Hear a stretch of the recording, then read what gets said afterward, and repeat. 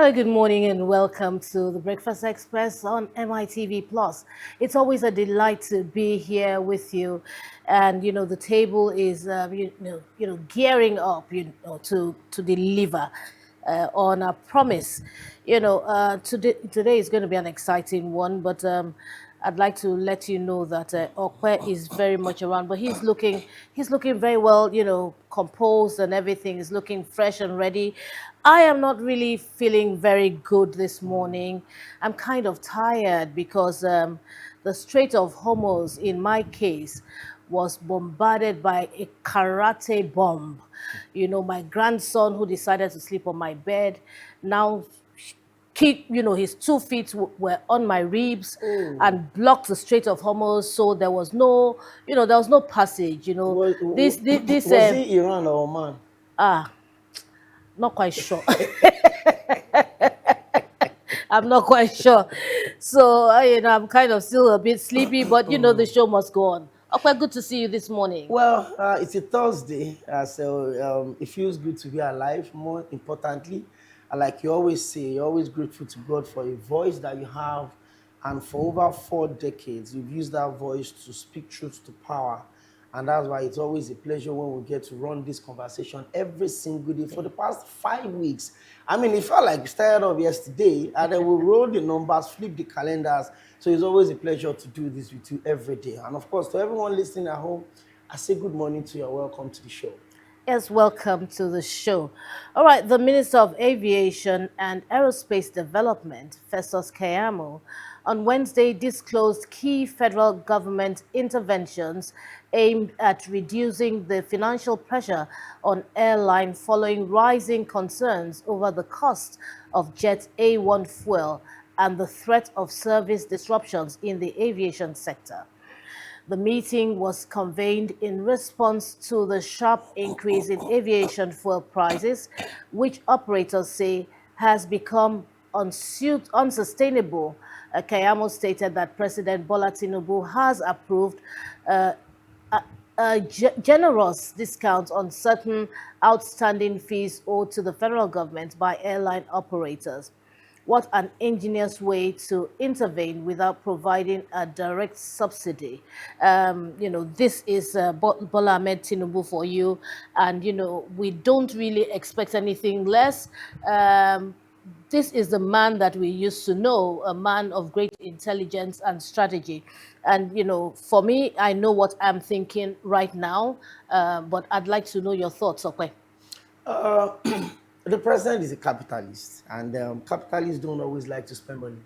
They always like to make it a 50-50, a win-win. So the president will not provide subsidy, and that's why a lot of Nigerians have been asking for temporary subsidy due to the increase in the cost of fuel and all of that. And the president is saying, roll out CNG. Make sure that there are more CNG conversion spots across the federation.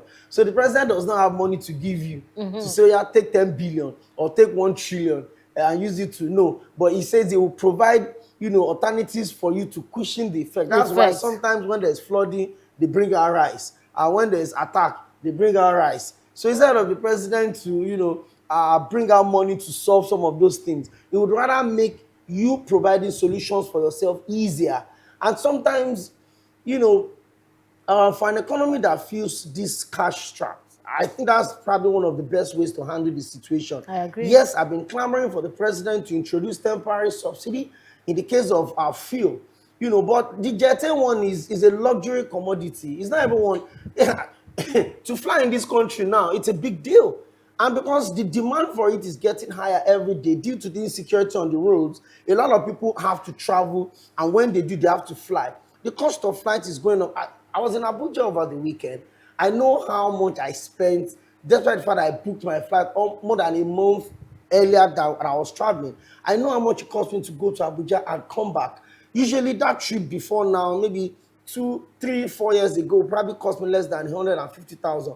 The trip cost me almost 400,000. So if the president is saying that we're going to put up, incentives, we're going to give you some of the debts that you owe us, we're going to cancel those debts so that the money you're supposed to use to pay those debts, use it to augment your account or your balance. Because like I said, Jet one is a luxury commodity. It's not It's not something that every Nigerians have need for, like petrol, like diesel that we Yeah. get to buy every day. So I understand where the demands are coming from. And if you look at the leadership of Festus Keyamo, you may not like him politically, But he's delivering on his but promise. He's the trying. level of interventions that have entered our aerospace in the last 3 years plus, it's absolutely commendable. You know, I can't remember the last time we had any air crash or we had, any unusual shutdown. Yes, some of the airlines can be very, very annoying sometimes. They delay flight for hours, they cancel flights, they mess up your plans, and they act recklessly. But I've also seen instances where sanctions have been taken against airlines that have treated their customers with disrespect. So I think for this one, the president is saying, I don't have money to give you. I will not subsidize Jet A1. If it is bought at 3,300, you have to, you need a meeting with your marketers, have a way to run around it. But some of the debts that you owe me, I will forgive you. So that the money you're supposed to use to pay for those debts, use it to balance your account. And like I said at the start of this conversation, that is what a capitalist will do. A capitalist is, income revenue oriented, raise tax, make money, bring in money for government, bring in money for government. And that's exactly what we are seeing with this administration. It's nothing unusual. It is nothing that we've not heard before. But again, there will not be subsidy for Jet A1 because it's a luxury commodity. For petrol, I want to ask for it.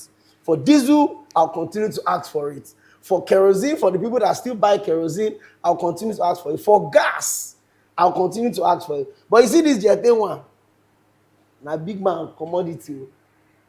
But the funny part is that they say perception is key. Perception is reality. I see Jet A1 as an essential It commodity. is absolutely So essential. when you say it's luxury, I see that some people's livelihood depends on the Jet A1. If you know what I'm talking The about. pilots, the air hostesses, Yes, even the people that travel every day, emergency. the number of workers, that these airlines employ, they depend on those aircrafts, doing business on a daily stay basis, in. to stay And in. even the government also generate revenue. Yes. But so I'm not even ruling out. I'm not, and the conversation obviously captures everybody. Yeah. What I'm saying is that the needs that Nigerians have for petrol, essentially, we don't have it for Jet A1. That's what I'm saying. So, for context, we consume, give and take, about 30 million liters of petrol every day. Put it side by side, the quantity of Jet A1 that we load every day. That's what I'm saying. The impact that a petrol subsidy will have on Nigerians, Jet A1 subsidy will not have it. That's what I'm saying. The people at the bus stop, the people at different junctions, the e-hailing cabins, the deliveries, the shuttle spaces, the mobile operators, the private car owners. A friend of mine was talking to me yesterday that these days that she had not been seeing me complain on my status of traffic. And I said, because there are less cars on the road now. Families that used to have 4 cars before, daddy will take one to work, mommy will take one to work, they will use one to go and carry the children, they will use one to go and buy things in the market. They are now doing collabo now. Daddy and mommy and children will be in one car because fuel is expensive. It's true, but what you said is actually true because that's what's obtained in my daughter's house. So there are fewer cars on the road. Yeah. So you only see traffic, maybe there was an accident or there's a little repair going on the road or something. Yeah. But the usual lump it up traffic we've had in Lagos, Traffic jam. Couple everybody. All right, would you say it's Tinubu or it's the war in the Middle East, really? Because it was quite affordable before all of this started. No, Nigerians just adjusted to it. But perhaps we adjusted. It wasn't really bad. Look, what we're buying fuel for now is double the price of what we were buying it before, if not more. So I think Tinubu actually did, like I see on this table, we tried to balance it out. For those who think we're always hitting at the leadership, no. In my opinion, I think that he has been doing well in terms of, the cost of fuel. And I think, I think that if this had not happened, we probably would have been looking at a further, decrease in the price, But whatever the case, there's absolutely nothing wrong, like you said, in the government approving, some sort of subsidy, in the interim, until things normalize. There's absolutely nothing wrong. Just to show that he cares about the people. Look, leading a whole country, and a complex one like Nigeria, I must say, is not easy. So sometimes we want to cut him a slack. I disagree with you. For the very first time on this show. And I like it when we disagree because it makes it more interesting. You will go to Shagamu. Me, I'll go to Benin Road. Very nice. On this particular topic. When the president was campaigning in 2022, yes, when he made that declaration in Ogun State, where he said, Egbe Kini Iwa Ibilo come, there were needs and essential needs that Nigerians had. But as at that time, petrol was sold for 195 naira per litre. Yeah. Under the administration of late President Muhammadu Buhari. I agree. Build up to that same election, the president declared that one sọ̀rọ̀ epo, one sọ̀rọ̀ iná, ẹ lọ fọkàn balẹ̀. Bí wọ́n gbé lọ 200, bí wọ́n gbé lọ 500, a máa gbé wálẹ̀. That was a commitment to Nigerians. And Okay, at that time, so what Okwe said was that when you talk about petrol, when you talk about power supply, if they said they will raise it to 200 or 500. Relax, we will bring it down. Yeah, just be relaxed. We will bring it down. As at that time, the essence of that statement was that petrol was not even up to 200. There were threats that, the administration, because as at that time, there were the Naira notes, new Naira notes drama, and then they were mopping out monies in the market, whether it was political or not. And I think that's one of the darkest times in our history in this country. We were just coming out of, recession because of COVID-19, and then the then CBN governor, Emefiele, introduced one of the dumbest policies you can imagine for a country that thrives on cash transactions. Nigerians were buying money with money. I didn't cross to Benin Republic. I was using my own money to buy my country's currency.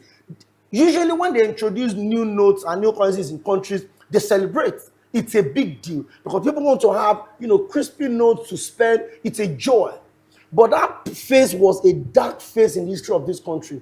People lost businesses. People died because hospitals were not collecting transfers. They were looking for cash. Those were really dark moments in the history of this country. And so, if the president came out to say that, Elofo Kombale, Amagbewale, and what happened on the 29th of May 2023 at the Eagle Square in Abuja, the unofficial declaration that subsidy is gone, contradicts the promise he made to Nigerians in 2022. There's no way you remove subsidy and you are saying you will bring petrol price down. It can't work. For someone that has been in the economic space, for someone that brilliant, for someone that has that much global experience, you should know that the moment you remove subsidy, without palliatives, without interventions, without things to cushion the effect in a fragile economy like Nigeria, an economy that survives on small-scale businesses to thrive and grow, you are causing for chaos. And so when you remove subsidy and then you floated the Naira immediately, those are two economic policies that can ground the success of a nation. Okay, so I would like to disappoint you, Okwe, at this point. How do I want to disappoint you? I want to disappoint you because you said we will disagree. But everything you have said now... Agree. You sure don't want us to fight No. Well, everything Let us fight. Wait, everything you've said right now in this space of time, I agree with. And I have, oftentimes said the same thing on the breakfast show, but I am looking at just this particular period, which, if you ask me, is almost even more dark or darker than those the 2022 days. Because we will, a lot happened at that time, but let me tell you something. If a human being suffers for, if a human being is going to live 70 years, for example, and you suffer for 68 years, 68 years, and you enjoy for 2 years, for 1 year, 1 year, I'm telling you, all the suffering. Of 68 You years, we probably forget it. you forget it. You won't even remember how it really felt. You may be able to narrate the experience, but trying to physically feel the effect, You want to take it off. it won't be possible to do. So what am I trying to say? That when that happened, it was like the darkest thing that could ever happen to us, and we still make references to it, as the dark days. Yes, but honestly, if you ask me, what we're going through in Nigeria now is darker than what we went through at that time. Petrol is killing, and I keep saying it on the program. When I keep saying something, those who know me very well know that when I keep saying It's something, because you are feeling it. I'm in pain. I'm actually in pain. That's why I'm saying it. It's not easy to do. And I only wish there was somebody somewhere that would just give a listening ear. So my point is that I agree with you 100% on that the president made promises he's supposed to have kept, which he didn't keep. You know what I'm saying? But I'm saying that this unforeseen circumstance, The distortion in the global oil yes, business. yes. But before we went to 1,300, And I get your point. I'm coming there. Good. I'm coming there. Good. So this is an absurd case. The Middle East crisis is an absurd case. But we also said that why are we buying petrol for 1,000 something? Well, the excuses were that it will come down. It will gradually come down. And at some point, we're seeing it come down. At some point, it will go up a little again. But it is different when you are hoping against hope. There is some hope that perhaps it's still going to go down to what he said, because the time may not have come. He can just as well claim that it was a gradual process. It will still get there, if you know what I'm saying. But we saw signs that it was not as bad as it is. And it was not as bad as when they first removed the subsidy. yes. It was not as bad. So if it had come down from that, perhaps there is a gradual possibility thing that it could still come further down. So my analysis is like a long-term one. He made a promise. He has not yet fulfilled the promise. Now, the yet makes all the difference. He has not fulfilled the promise. He will not fulfill the promise are two different things from he has not yet fulfilled that promise. So that means that there's some hope that it will happen, or it may happen. Let me use the right word. It may happen. I agree, So I'm not. I agree with that's you why I also said let's that we cut should him, cut him some slack. But the lifespan of an administration officially is 4 4 years. years. If you are lucky, you get double. That's for executive. But for legislative, you can spend the entire year in the Senate. Nobody cares. But as a president, you expected that your plans and policies will be centered around the 4 guaranteed years that you have. You have. Because you're not sure you're going to get two. You're going to get Two two tenures. terms or another 4 years. So True. if the president says Elofo Kombale Amagbewale, it's expected that the Gbewale should happen within your first guaranteed 4 years. You cannot be making plans for another 4 years when you've not secured the mandate of the people for those years. So my own demand is this. If the president says that Amagbewale, when the subsidy was removed, fuel was almost the price you're buying it now, but it was coming down. Yeah. It was coming down from 1,002 to 1,150 to 980 to 970 to 820. I think before this whole distortion Came happened, to 7 something. it was around 745 or thereabout, because I buy petrol almost every day because I'm good enough. Mr. Delabo he has resigned, Minister of Power. We must talk about it. Do you have a personal grudge again? Because Yes, you almost, I have. oh, David, why did you take me off? Why did you take me off? I have. You almost went through the. I have. It's so very, very calm personal. down. We both have a personal thing. Oh, so okay. you Now the same group. Make it So slowly. what I'm saying is that if the president made that promise, working towards that promise should be centered around the guaranteed constitutional time that you have. I agree. You cannot make policy. Yes, the government is a continuum. I mean, if you do it, another government can come. But show Nigerians that you're committed to your promise. You talked about, if I don't give you electricity after 4 years and you don't pay estimated billing, don't vote for me for second time. I'm still paying estimated billing, despite the fact that I don't even have electricity. Yesterday, I bought petrol for 1,255 naira per liter. 10 liters got me 12,250 naira. Just 10 liters. On a normal day, 10 liters, 1,900 should have gotten me 10 liters before President Tinubu made that promise. So I have a friend in Gabon. He's a journalist. So we're having a conversation, and I was like, so how do you run these issues? And he said, do you know that we're an oil producing country? That we produce enough that we consume in our country. We're an oil producing country. By now, the thing that should be the most affordable for Nigerians is our biggest commodity. Not gold, not tin, not bitumen, not any other thing, but the petrol that drives this economy. How many years now? We don't have a functional refinery. The largest oil producing nation in Africa don't have a functional refinery. Okay, okay, I've heard you. And while I feel your pain, not while I understand your pain, while I feel your pain, meaning that we're coming from the same direction. I'm not going to Shagamu and you are going to Benin. We are both going in the same direction and we're coming from the same direction. But guess what? You said it clearly that within a 4-year tenure, that 4-year tenure expires Next year. correct. Now, within the not now, if this war had not started, between that time and now, how are you sure it wouldn't have gone to 500? Within now and the 4-year tenure is over, It could have it dropped could have gone to 150 naira per it litre. could have gone to 499 naira per liter, which means he would have achieved that promise that he made. Now, I'm not saying that he particularly is somebody who has said things and done them, just as you said. For example, the power sector.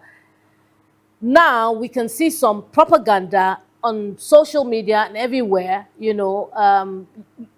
supporting, the president's promise and saying that, yes, he promised to do these things, and he has now given the autonomy to states and to local generate government and to distribute. generate that. If he said that, he did not mean that he would generate power himself for Nigerians, but he will kickstart the process. So now the thing is taking a different dimension, if you understand what I'm saying. So that's Nigeria for you, and that's our leaders for you. When they say things, it may not be very important that, those things are done as soon as when due, but before too long, you start to see excuses and counter excuses and the things start to meander and all of that. But it is Nigeria anyway. So that's why I said let's cut him some slack, because it may have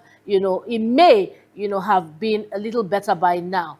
All right, that's really the much we can take right now. Okay, I hope you are cutting me also a slack. Yes. You're cutting me a Because the slack. devil's advocate job you did this one is a good one.